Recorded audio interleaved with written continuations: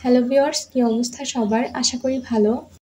ইফতারে যারা খুব বেশি ভাজা পোড়া খেতে চায় না, তারা চাইলে কিন্তু ইফতারে কিছু ডেজার্ট রাখতে পারেন। ডেজার্টের মধ্যে আমার কাছে সবথেকে সহজ আর মজাদার হচ্ছে পুডিং। তাই আজকে আমি খুব সহজভাবে ক্যারামেল পুডিং রেসিপি শেয়ার করব। তো চলুন শুরু করা যাক। প্রথমেই আমি হাফ কেজি দুধ জাল দিয়ে দিব। দুধটাকে খুব ভালো করে জাল দিতে হবে। আমি দুধটাকে প্রায় 3 ভাগের 1 ভাগ শুকিয়ে নিব। এখানে একটা টিপস অ্যান্ড ট্রিক্স বলে দেই। দুধটাকে খুব ঘন করে জাল দিতে হবে, তা না হলে পুডিংটা ভালো করে সেট হবে না।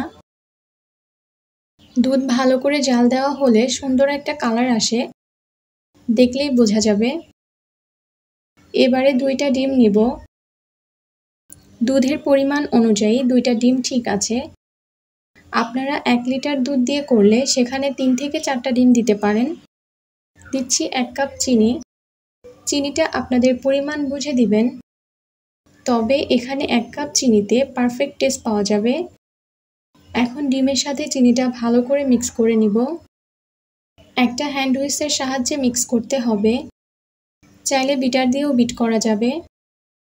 কিছুটা সময় নিয়ে মিক্স করতে হবে, যাতে করে চিনিটা পুরোপুরি গলে যায়।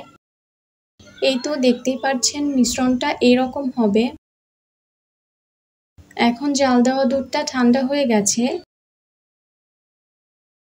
ডিমের মিশ্রণে দিয়ে ভালো করে মিক্স করে নিব।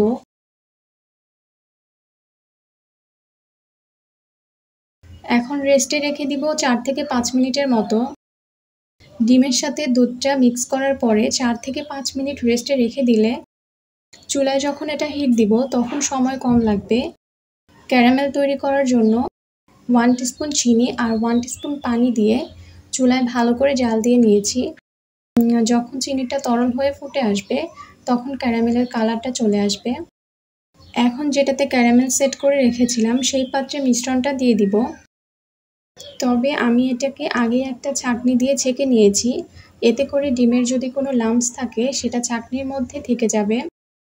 আবার দুধে যদি কোনো সর থাকে সেটাও ছাঁকনির মধ্যে থেকে যাবে। অবশ্যই ছেঁকে নেওয়ার চেষ্টা করবেন, এতে করে অনেক বেশি সফট আর স্মুথ হবে।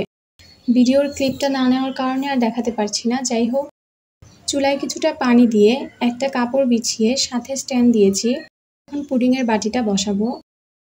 হাওয়া বের না হওয়ার জন্য আমি সুন্দর করে আটকে দিয়েছি। এটা হতে আমার প্রায় 25 থেকে 20 মিনিটের মতো সময় লেগেছে।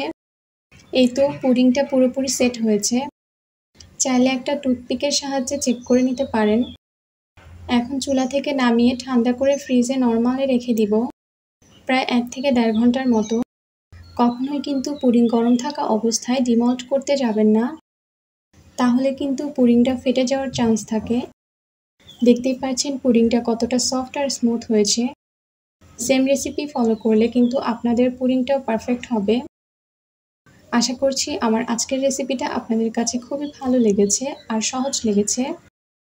আজকে এখানেই বিদায় নিচ্ছি। সবাই অনেক বেশি ভালো থাকবেন। আল্লাহ হাফেজ।